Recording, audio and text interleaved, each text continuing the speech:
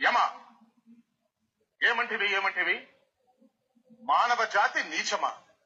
ఎంత మాట వైతరుని వరకు వెంటాడి వేధించి ముప్పుతిప్పులు పెట్టి మీ ధర్మసూత్రములను మంటగలిపి పతి ప్రాణములు దక్కించుకున్న నారీమణి సావిత్రిదే జాతి మానవ జాతి. తన భక్తితో సాక్షాత్ పరమశివుణ్ణి ప్రత్యక్షము గావించి మీ వాసమును సైతం గడ్డిపోచగా నుంచి ప్రాణహరులైన మిమ్ములనే ప్రాణభయంతో పరుగులెత్తించిన పసివాడు మార్కండేయుడిదే జాతి మానవ జాతి. నీచమన్న మా జాతి మూలమున ఏనాడో అప్రతిష్ట మూట కట్టుకున్న మీరు నేడు జాతి అని మమ్ము అవహేళన చేయుటయ్యా. ఎంత అవివేకం, ఎంత అజ్ఞానం, ఎంత కుసంస్కారము.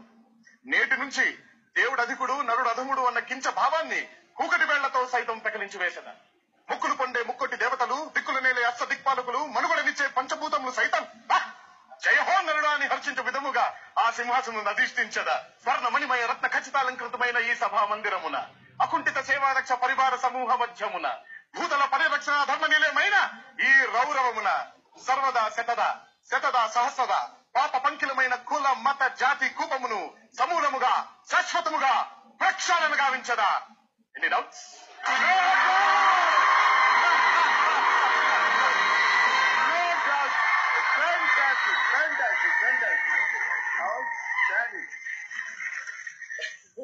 ఆ సింహాసనం వెయిట్ చేస్తుంది. నాకు నచ్చింది ఏంటంటే ఇప్పుడు నేను నరుడు దేవుడు గురించి టాపిక్ జరుగుతుంది కాబట్టి సామాన్యుడిగానే వెళ్ళి కూర్చున్నాం. సామాన్యుడు సింహాసనం waiting direct come. Thank you.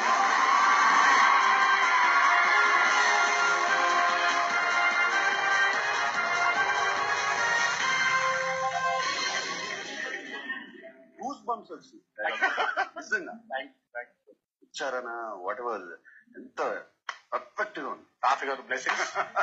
Really fantastic, Tarak. Thanks, sir. And for me, life-changing moment, cine career. నాకు శివ చేంజ్ మై లైఫ్.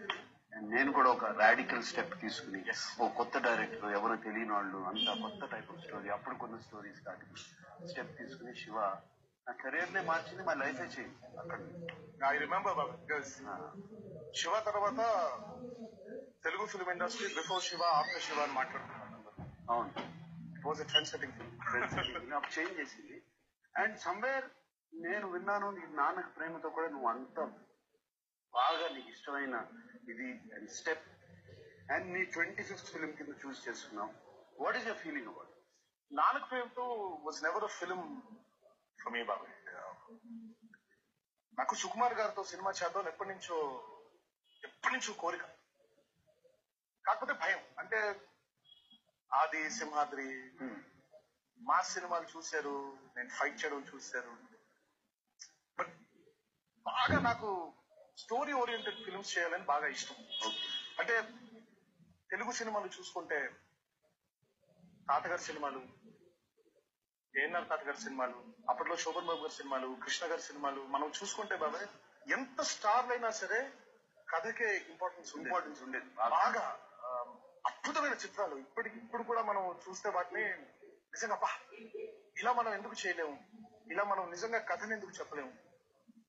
అంటే నేను చేసిన తప్పులు కూడా చాలా ఉంటాయి. ఇప్పుడు మనం కథను సెలెక్ట్ చేసుకున్నప్పుడు ఎందుకు సెలెక్ట్ చేసుకుంటాము, ఆ టైంలో ఆ మూమెంట్ లో మనకి ఏమనిపిస్తుందో అదే చేసేస్తాం. బట్ అల్టిమేట్ గా మనం సినిమా చేసేప్పుడు ఇది హిట్ అవుతుంది అని ఎప్పుడు చేయలేమండి.